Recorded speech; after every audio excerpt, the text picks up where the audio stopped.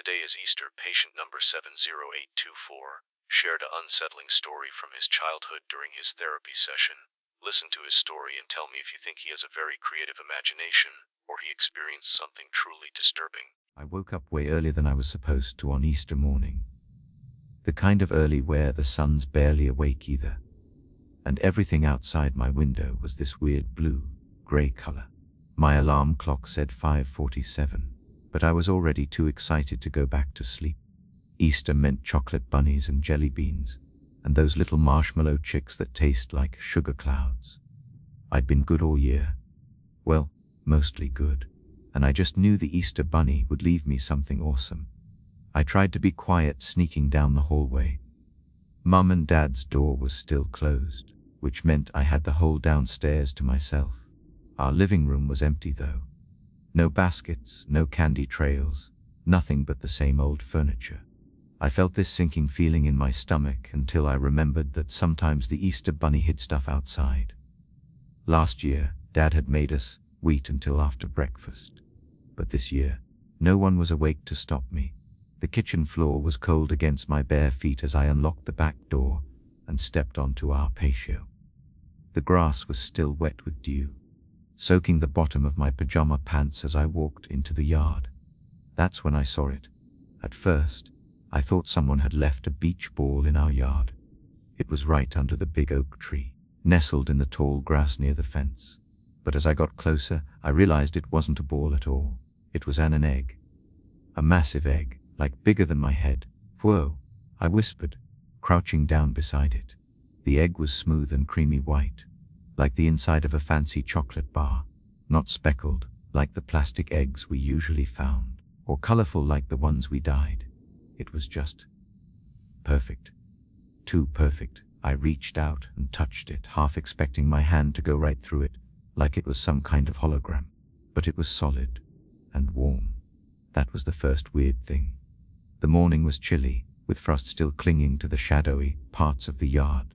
But this egg felt like it had been sitting in the sun for hours, like it was being heated from the inside. I looked around, wondering if this was some elaborate prank. Maybe Dad had bought at a specialty store or something. But it didn't have any seams or hinges like a container would. It was just one solid piece.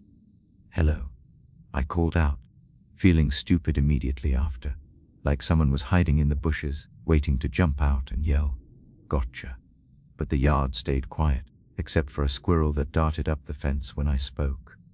I noticed something else then. The animals were avoiding the egg.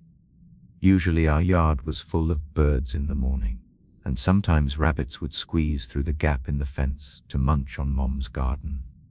But there was nothing around. Even the bugs seemed to be giving it a wide berth. Looking back, I should have just left it there. Should have run inside and woken up my parents. But I didn't. Instead, I put both hands on the egg and tried to lift it. It was heavy, like trying to pick up a watermelon. But I managed to get it a few inches off the ground before setting it back down. The shell felt weirdly organic under my fingers, not like plastic or ceramic. More like, well, like a real eggshell just scaled up to this impossible size. Then I smelled it. Not right away, but when I got close. This strange mix of sweetness and something else.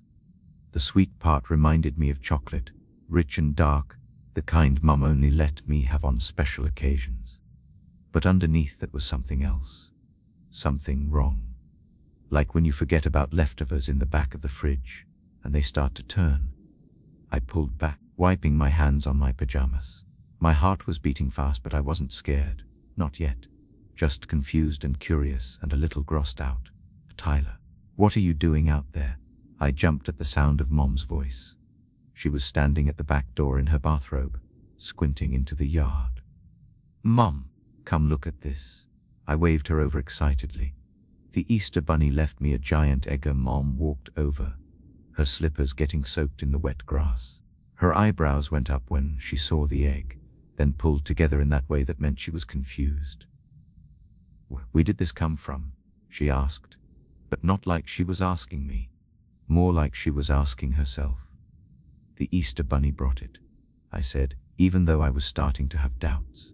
"Right, Mom gave me that smile adults use when they're trying to figure something out. I don't think so, sweetie. The Easter bunny usually brings chocolate eggs. Not whatever this is. She bent down and touched it briefly before pulling her hand back quickly. It's warm. I know, I said. Isn't it cool? It's unusual up. She straightened up. Let's go get Dad was even more confused than Mom. He came out in his pajamas, coffee mug in hand, and stared at the egg like it might start talking. Is this some kind of art installation? He asked Mom, who shrugged. Could be a prank from the neighbors, she suggested. The miller's teenager is home from college. Some prank? Dad muttered, kneeling down to inspect it. He tapped it with his knuckles, and the sound was hollow, like knocking on a door. It's not plastic, maybe fiberglass. But who would go through the trouble? They kept talking over my head like I wasn't there. I hated when they did that. Like I was too little to understand whatever grown-up thing they were discussing. Can I open it? I asked, interrupting their theories. They both looked at me like they'd forgotten I was there. No, Dad said firmly. We don't know what it is or who left it here. For all we know, it could be dangerous. It's an egg, I said, rolling my eyes. How dangerous could it be? Hi, Tyler. Mom used her serious voice. We're going to have breakfast, and then maybe call around to see if anyone knows anything about this.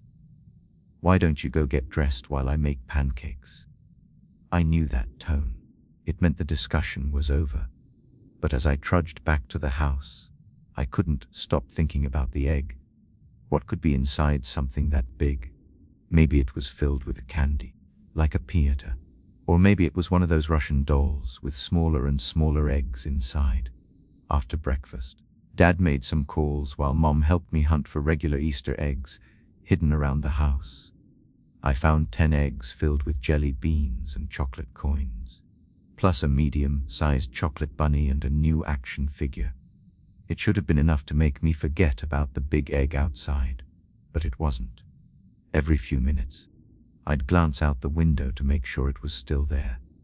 It was, sitting unchanged under the oak tree, looking more and more out of place as the sun rose higher in the sky.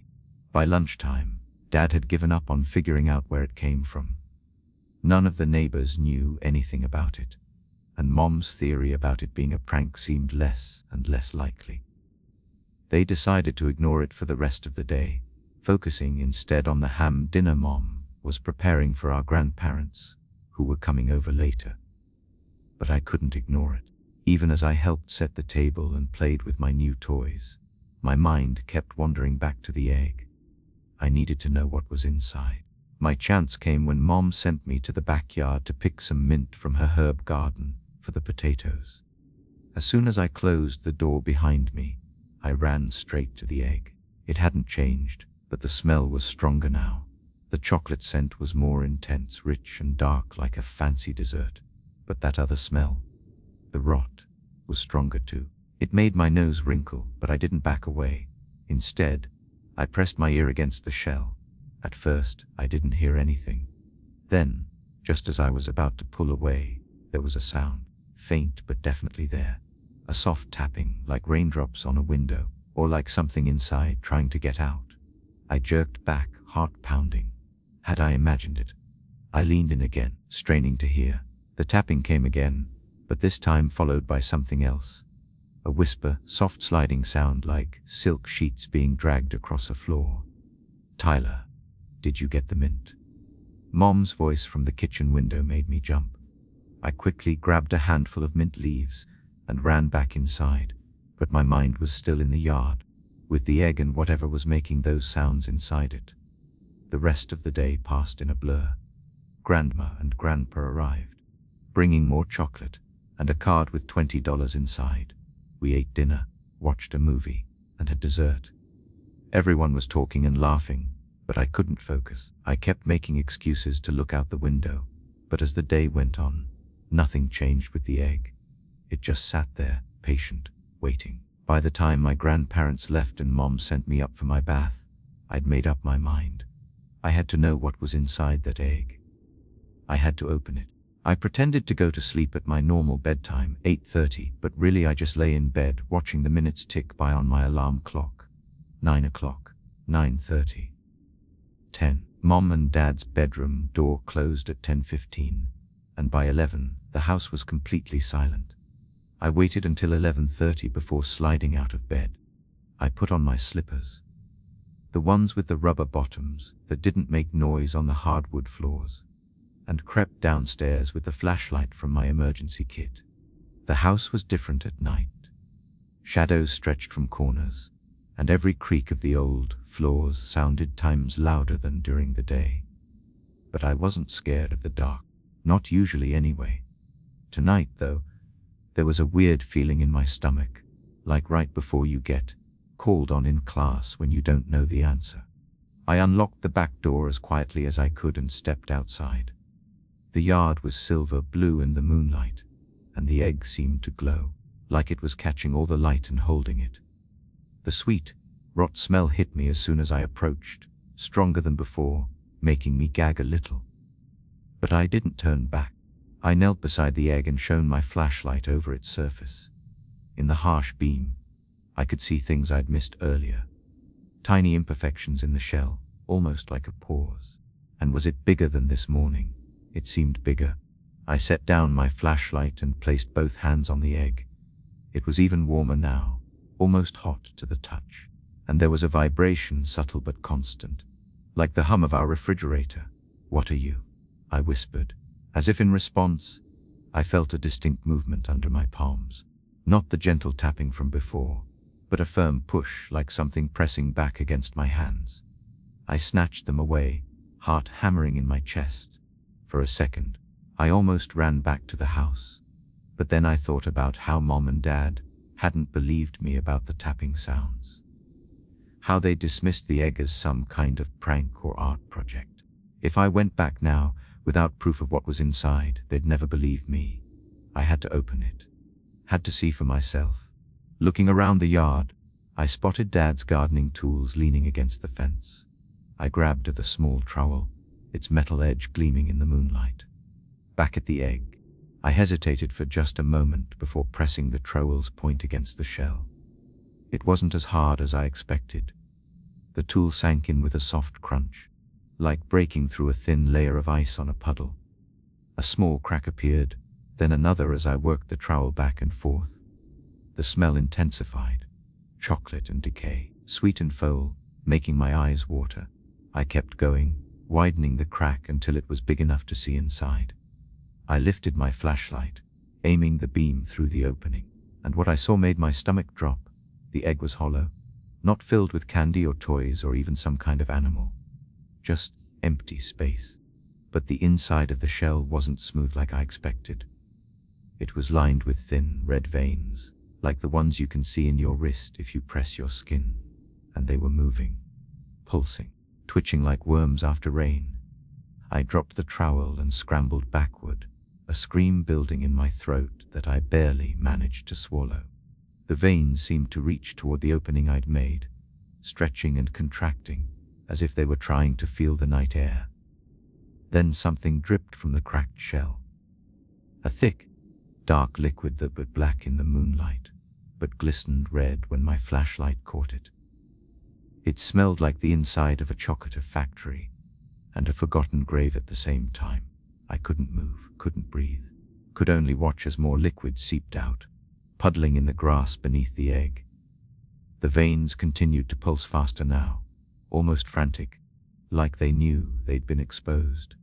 And then, as suddenly as it had started, everything stopped. The veins retreated from the opening, pulling back into the shadows of the egg's interior. The liquid stopped dripping. Even the smell seemed to fade slightly. But something had changed. I felt it in the air, like right before a thunderstorm when everything gets super quiet and tense. Something had woken up. Something had noticed me. I grabbed my flashlight and ran for the house, not caring anymore if I made noise. I fumbled with the back door, finally getting it open and slamming it shut behind me. I leaned against it, breathing hard, listening for sounds of my parents waking up. But the house remained silent. Upstairs, I dove under my covers, still in my pajamas and slippers. Flashlight clutched to my chest like a teddy bear. My heart was beating so fast I thought it might explode, and every sound, the house settling, the wind outside, the tick of my clock, made me flinch.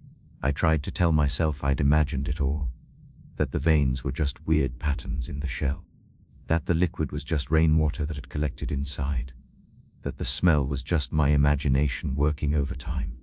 But deep down, I knew better. I knew I'd done something terrible by opening that egg, something that couldn't be undone.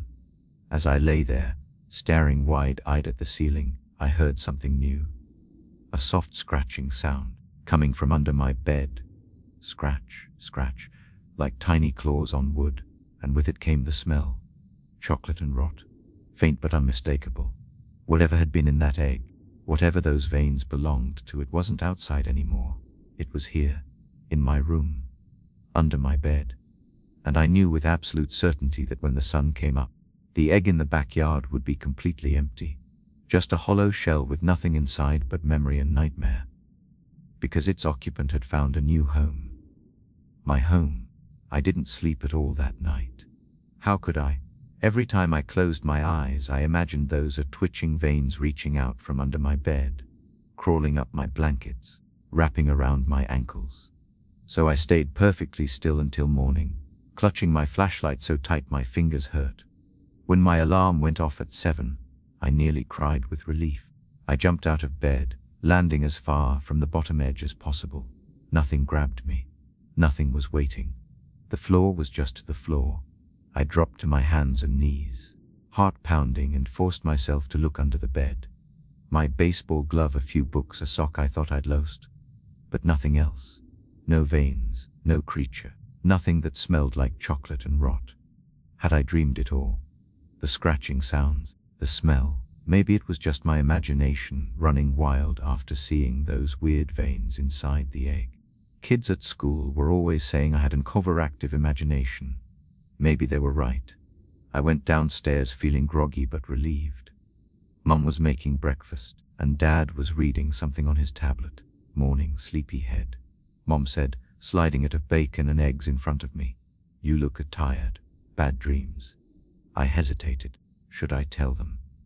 About the egg, about cracking it open, about the sounds under my bed.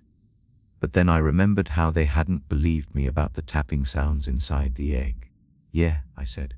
Just bad dreams. Well, Easter excitement will do that, Dad said without looking up. Oh, by the way, that weird art installation or whatever it was in the backyard, it's gone. My stomach dropped. Gone. Maybe whoever put it there came back for it during the night. I pushed my fork around my plate, suddenly not hungry. Can I go look? After you eat, Mom said, but I couldn't wait. I slid off my chair and ran to the back door before she could stop me. The egg was still there under the oak tree, but Dad was right. It was different. The shell was now a dull gray instead of creamy white, and it looked deflated, like a balloon 3 days after a birthday party. The crack I'd made was bigger, jagged around the edges. I approached it cautiously. The sweet, rot smell was gone, replaced by something dusty and old, like the pages of a book no one had opened in years. I peeked through the crack. The inside was completely dry. No veins, no dark liquid, nothing but an empty shell. Tyler, come finish your breakfast, Mom called from the doorway. Coming, I said, backing away from the egg. I didn't tell them what I saw. What would be the point? They'd just say I was making things up again. School that day was a blur. I couldn't focus on anything Miss Peterson was saying about fractions or state capitals. All I could think about was what might be waiting for me when I got home. What if those veins had spread throughout my room while I was gone? What if they were growing, multiplying, feeding on my toys or my clothes or Tyler? I snapped back to attention. Miss Peterson was standing over my desk, looking concerned. Are you feeling all right? That's the 3rd time I've called on you. Sorry, I mumbled. Didn't sleep well. She put a cool hand on my forehead. You don't feel warm. Do you need to see the nurse? I shook my head. I'm okay. But I wasn't. I was scared in a way I'd never been scared before. Not the quick, sharp fear of a monster movie or a Halloween haunted house, but something deeper. Something that sat in my stomach like a stone, getting heavier as the day went on. By the time the final bell rang, I was almost convinced I'd imagined everything. The scratch of pencils on paper, the chatter of my classmates. The normalcy of it all had pushed last night's terror to the back of my mind. Maybe it really had been a bad dream. Mom was waiting in the car pickup line, and on the way home, she asked about my day like always. I gave automatic answers while watching the streets blur past the window. "Do you have a lot of homework?" she asked as we pulled into our driveway. "Just spelling," I said. 20 words, easy ones. "Well, why don't you get that done, and then maybe we can have ice cream before dinner. Dad's working late tonight." That should have made me happy. Ice cream before dinner was a rare treat. But all I felt was a dread. Dad working late meant it would just be Mom and me in the house tonight. Just the two of us and whatever might be under my bed. I dragged my feet going up to my room. The door was closed, exactly how I'd left it that morning. Taking a deep breath, I turned the knob and pushed it open. Everything looked normal. My bed was still unmade, clothes still in a pile on the chair, posters still stuck to the walls with tape that was starting to curl at the edges. No sign of anything strange or scary. I did my spelling homework sitting at my desk instead of on the floor like I usually did. Every few minutes, I would glance at the space under my bed, half expecting to see something squirming in the shadows. But there was nothing. After ice cream and dinner, I took a shower and got ready for bed. Mom came in to say goodnight, tucking me in like she used to when I was little. "Sleep tight," she said, kissing my forehead. "No bad dreams tonight, okay?" I nodded, trying to smile. "Can you leave the hall light on?" She gave me a curious look. I hadn't asked for a night light since I was 6, but she nodded. "Sure, honey. I'll be right down the hall if you need anything." As soon as she closed the door, I reached for my flashlight under my pillow and clutched it to my chest. I wasn't going to sleep. I was going to stay awake all night and make sure nothing came out from under the bed. For the first hour, I was wide awake, eyes scanning every shadow in my room. But despite my best efforts, exhaustion eventually won out. My eyelids grew heavy, and sometime around 10, I drifted off. I woke to darkness and the sound of scratching. Scratch, scratch. Not under the bed this time. Behind my bookshelf, I froze, suddenly wide awake, heart racing. The sound continued, steady and deliberate. Scratch. Pause. Scratch. Like something was trying to dig through the wall. And the smell, chocolate and rot, was back, stronger than before. I wanted to call for Mom, but my voice was trapped in my throat. I wanted to run, but my legs wouldn't move. All I could do was lie there, gripping my flashlight, too terrified to even switch it on. The scratching stopped suddenly. Then came a new sound, a soft, wet sliding noise, like a something slick dragging itself across the floor. It was moving from the bookshelf toward my desk, where my school bag sat.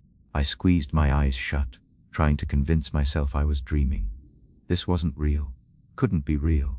If I just kept my eyes closed and counted to 10, everything would be normal when I opened them. 1, 2, 3, the sliding sound stopped. 4, 6, something rustled in my backpack.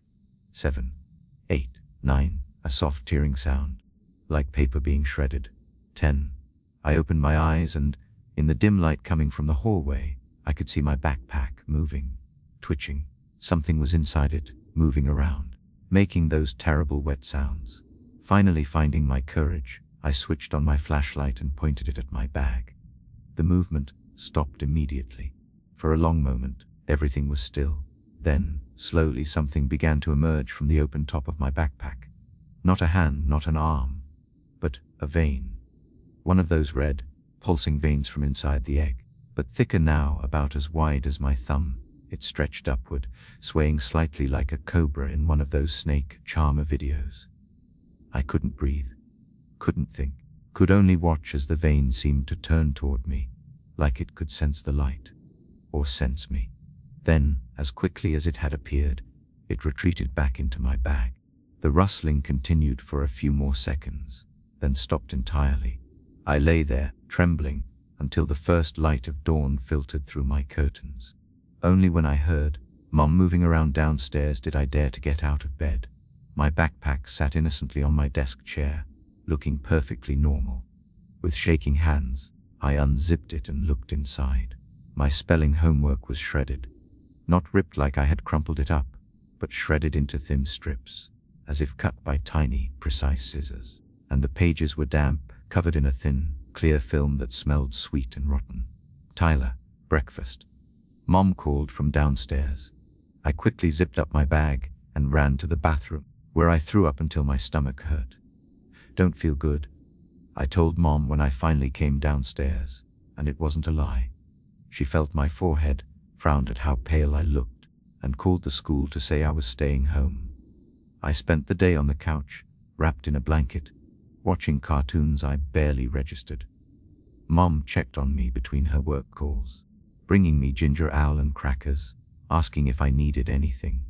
What I needed was to tell someone what was happening. But how could I?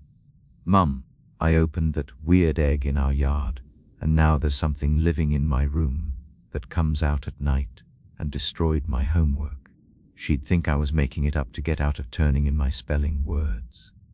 So I said nothing, just sipped my ginger ale and tried not to think about what might happen when night came again.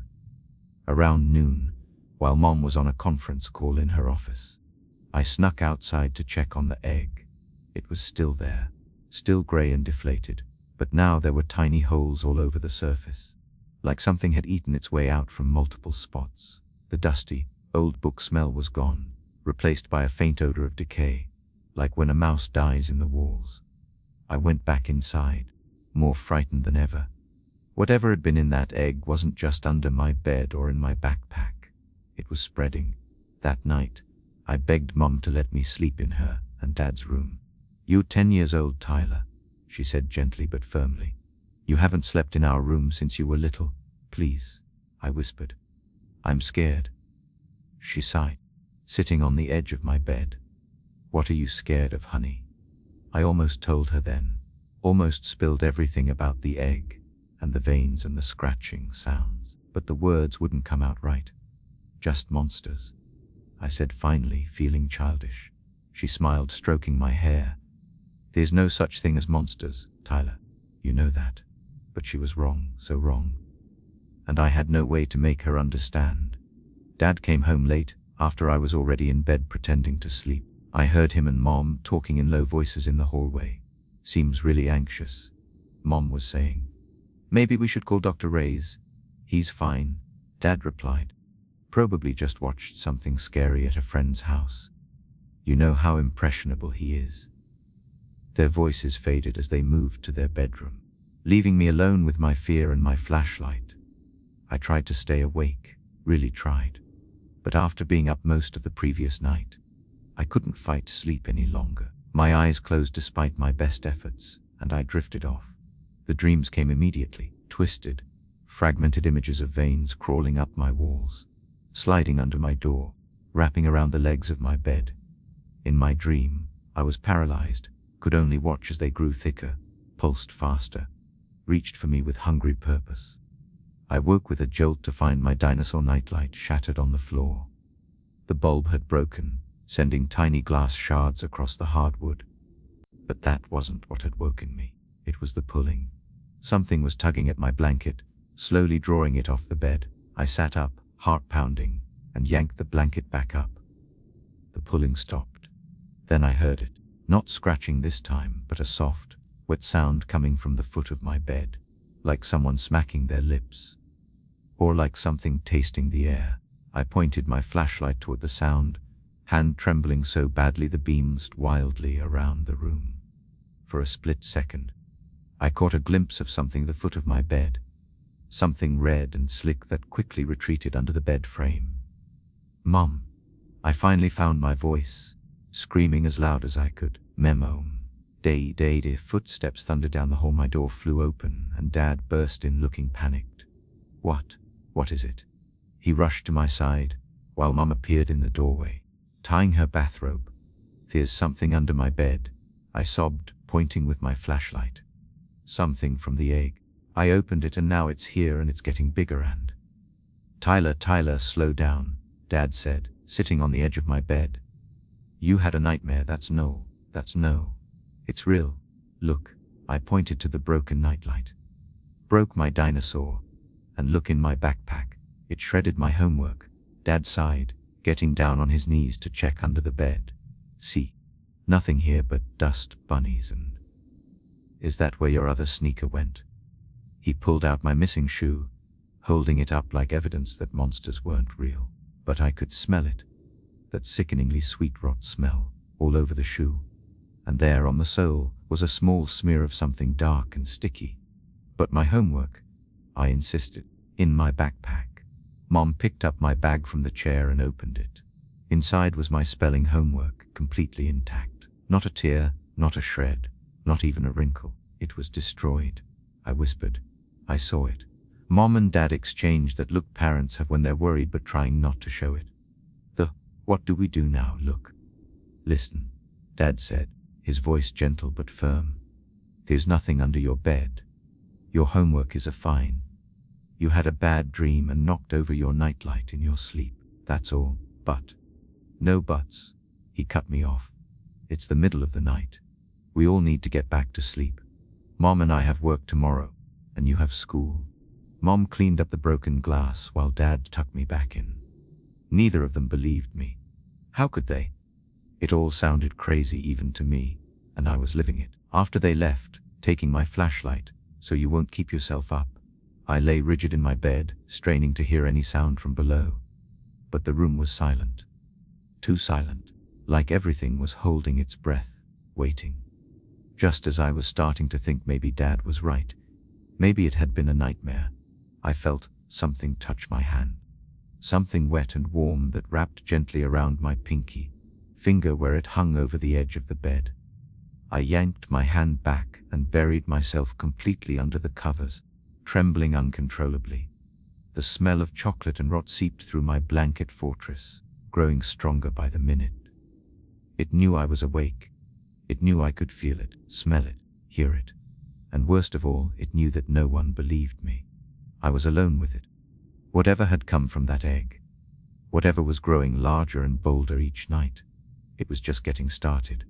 And I had the terrible feeling that soon, very soon, it wouldn't be content to stay under the bed or inside my backpack. Soon it would want more than just my spelling homework. It would want me. I couldn't go on like this. 3 nights now since I'd opened that egg, 3 nights of scratching sounds and sliding noises, and that horrible sweet, rot smell. I wasn't sleeping, could barely eat. Even at school, I couldn't focus, always jumping at small sounds, always checking under my desk for slithering red veins. Miss Peterson noticed. She kept me inside during recess, asking if everything was okay at home. I almost told her, almost spilled everything about the egg and what came out of it, but stopped myself. She'd just called my parents, and they already thought I was making things up. No one was going to help me. I had to deal with this myself. After school on Thursday, I went straight to my room and pulled out my emergency kit from the closet. Dad had helped me put it together last summer after we read a book about wilderness survival. It had my flashlight, which Mom had returned that morning, a compass, a small first aid kit, some granola bars, and a box of matches Dad didn't know I'd added. I wasn't sure what I was going to do yet, but I knew I needed to be prepared. Whatever was living under my bed, whatever had come from that egg, it was getting stronger every night. Last night had been the worst so far. I'd woken up around midnight to find all my action figures arranged in a circle on the floor, like they were having some kind of meeting. Their plastic heads had all been removed and swapped onto different bodies. And at the center of the circle was a small, wet clump of those red veins, pulsing slightly in the dim light from my new nightlight. I'd scooped everything up and shoved it all in my toy chest, heart pounding so hard I thought it might burst. The veins had squirmed in my hand, warm and slippery, before I'd slammed the lid shut. By morning the toy chest was empty. All my action figures were back on their shelf, heads restored to the right bodies. The only evidence anything had happened was the lingering smell of chocolate and decay. Mum had been concerned when I wouldn't eat my breakfast, pressing her hand to my forehead, asking if my stomach still hurt. "I'm fine," I'd lied. "Just not hungry." Now, sitting on my bed with my emergency kit spread out before me, I tried to think. What did I know about the thing from the egg? 1. It came out at night. I hadn't seen or heard it during daylight hours. 2. It liked small spaces. Under the bed, inside my backpack, behind the bookshelf. 3. It could move things and seemed to get stronger each night. 4. It smelled like chocolate and rot. A combination that made my stomach turn just thinking about it. 5. And most important, it was smart. Smart enough to put my toys back exactly how they'd been. Smart enough to fix my homework so Mom and Dad wouldn't believe me. Smart enough to hide whenever adults were around. I needed a plan, and I needed proof. Something Mom and Dad couldn't dismiss as a bad dream or an overactive imagination. That's when I remembered the video camera function on my tablet. Dad had shown me how to use it to make stop-motion videos with my Lelig figures last summer. If I could record what happened at night, I'd have proof. I set up my tablet on my desk, angling it to capture the space under my bed. I started recording just before dinner, hoping the battery would last through the night. "Tyler," I spoke directly to the camera, feeling a little silly but determined. "If something happens to me, this is what's been going on." I told the whole story.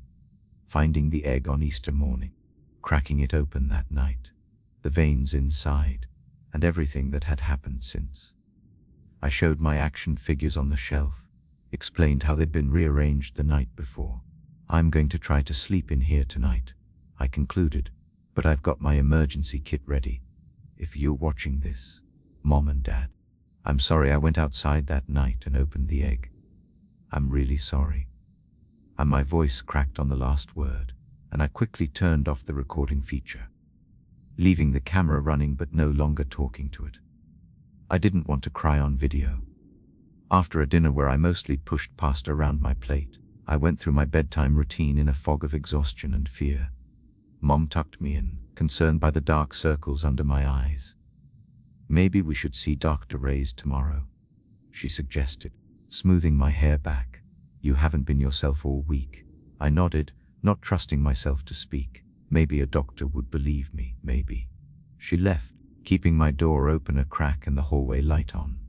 I lay still, listening to her and Dad moving around downstairs. The familiar sounds of dishes being washed and the TV murmuring in the background. I must have drifted off despite my determination to stay awake, because the next thing I knew, the house was silent and dark. My tablet screen glowed softly on the desk, still recording. The clock on my nightstand read 2:17, and something was in my room. I could smell it first. That cloying mix of chocolate and decay, stronger than ever. Then I heard it. Not scratching this time, but a wet, squelching sound, like someone walking in mud. And it wasn't coming from under the bed. It was coming from my closet. I lay perfectly still, barely breathing, as the closet door slowly swung open. The hinges creaked slightly, the sound unnaturally loud in the quiet room. From the darkness of the closet emerged something that in the dim light from the hallway looked like a sick parody of an Easter bunny. It had a vaguely rabbit-like shape, but all wrong. Too tall, too thin, with limbs that bent at odd angles. Its body appeared to be made entirely of those red veins I'd seen inside the egg, now thicker and more numerous, twisted together into a crude approximation of muscles and bones. They pulsed and twitched as the thing moved, giving the impression that its entire body was breathing. Where a rabbit's head should have been was just a bulbous mass of veins with two darker spots that might have been eyes. It had no visible mouth, no nose, no ears. Just that horrible, featureless head swaying slightly as it stepped fully into my room. I wanted to scream, wanted to run. But terror had paralyzed me completely. I could only watch as the thing tilted its head, those dark spots fixing on me. And then it spoke. Not with a mouth, but somehow the veins vibrated, producing sounds that almost resembled words. Easter, It rasped, the sound like sandpaper on wet glass. Found you. My brain couldn't process what was happening. This wasn't possible. Things like this didn't exist in the real world. Only in nightmares and horror movies Dad wouldn't let me watch. The creature took another step forward, veins stretching and contracting with the movement. You opened. It continued, those dark spots never leaving my face. Never supposed to find. I found my voice then, a small, terrifying what? The egg. The thing swayed, more veins extending from its body to feel along my bookshelf, caressing my toes. Not for children. For the chosen. Didn't want to understand. I just wanted it to go away, to disappear back into whatever nightmare it had crawled from. Please, I whimpered, please leave me alone. The creature's head tilted the other way, an almost curious gesture. Cannot. You opened. You connected us. Connected. What did that mean?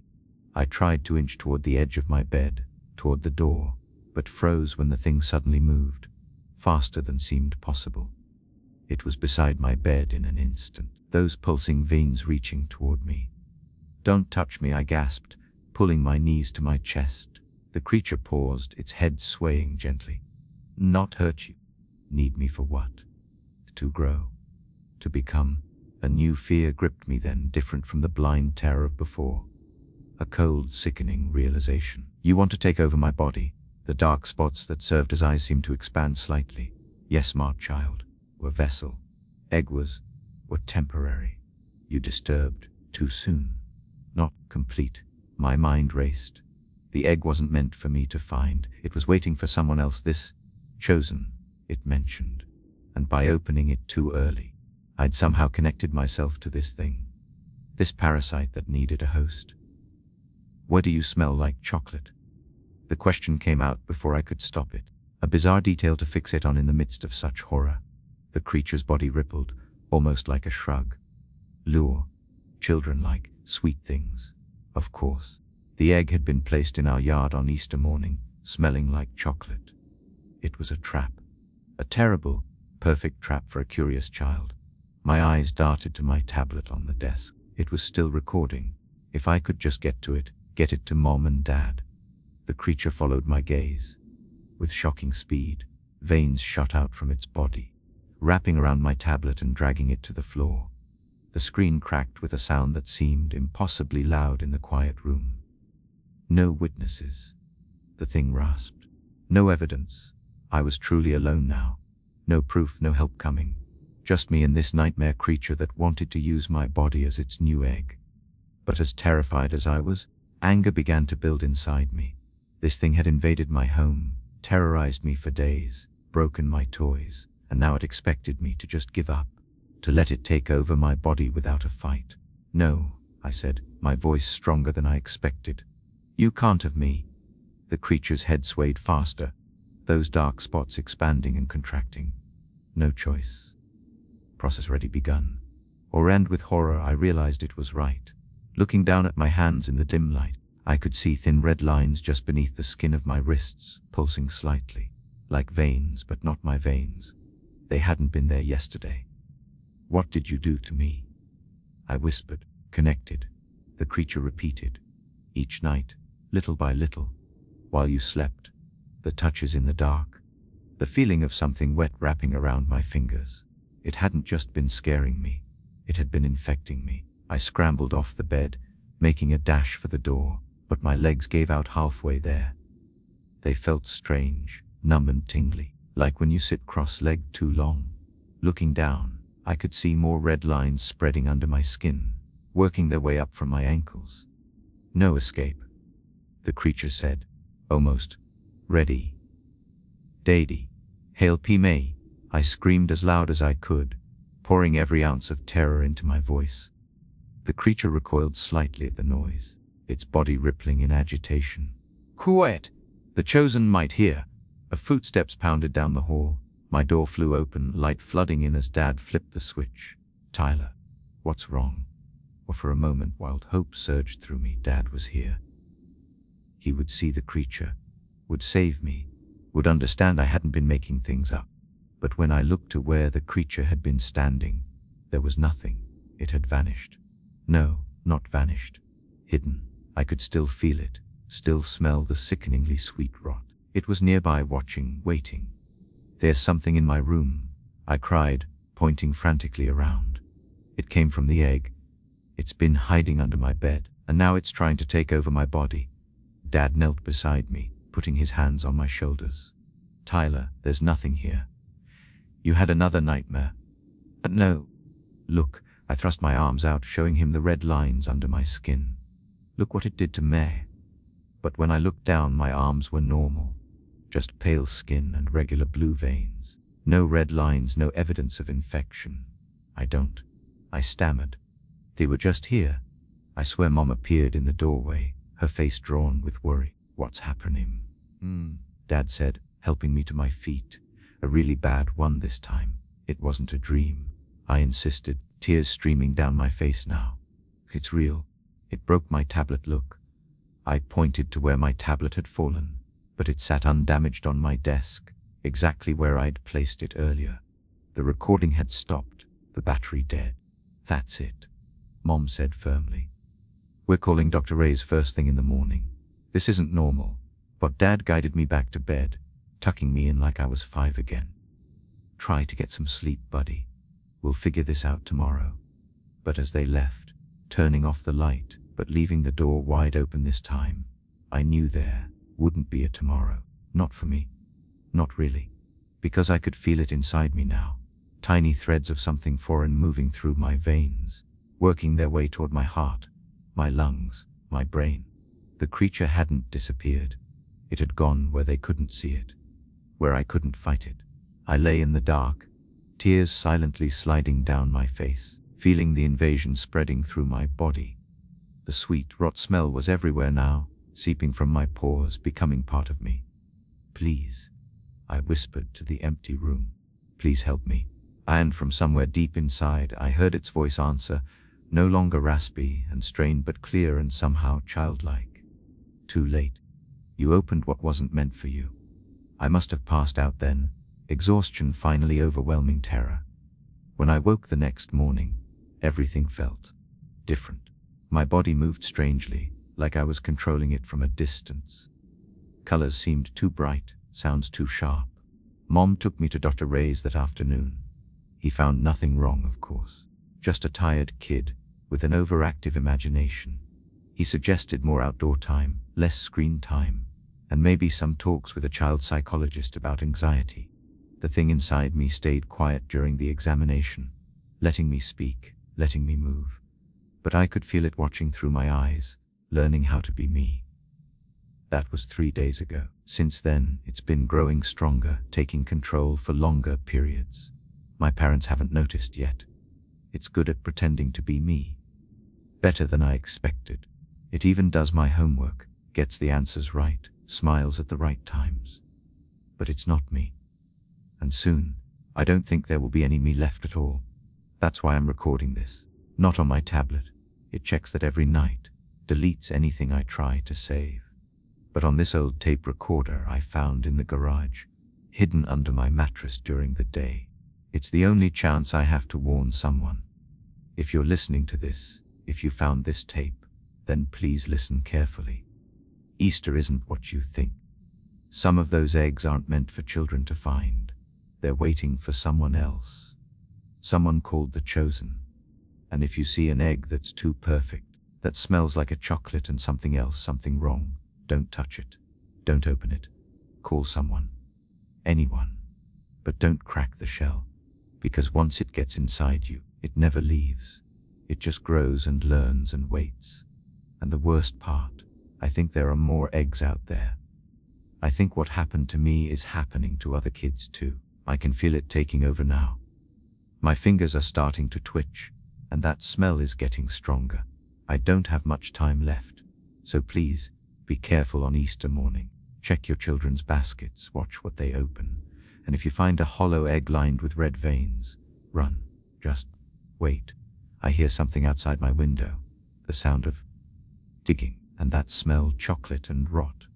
But not coming from me this time, coming from outside. It's here, the chosen, the one who was supposed to find the egg. I think it's looking for what came out, looking for the thing inside me. And the worst part, I think the thing inside me is happy. I can feel it squirming with excitement, pressing against my skin from the inside, ready to greet whatever's out there. I have to go now. It won't let me talk anymore. It knows what I'm doing, and it's angry. So angry. If you find this recording, tell my parents I'm sorry. Tell them I love them. And please, please. It takes a lot of time to create these videos. I would really appreciate your support. All I ask for is a quick like on the video and subscribe. Thank you so much.